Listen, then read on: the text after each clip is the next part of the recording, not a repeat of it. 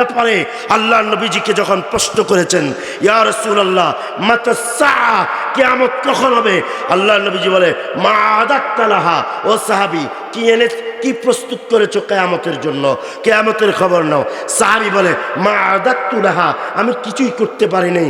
আল্লাহ নবীজি কয়, কিছুই করতে পারো নাই কেন?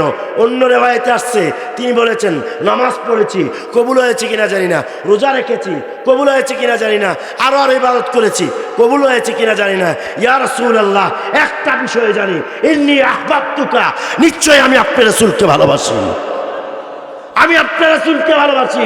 নামাজ রোজার কথা আমি জানি না, আমি পড়ি, আদায় করি, কিছুই জানি না। ইয়া রাসূলুল্লাহ, অন্তর দিয়ে আপনার রাসূলকে ভালোবাসি। আল্লাহর নবী বলেন, বুখারী মুসলিমের হাদিস, আল মারউ মা মান আহবাবতা, তুমি যাকে ভালোবাসছো তার সাথে তোমার হাসর নসর হবে, তার সাথে তোমার হাসর নাসর হবে।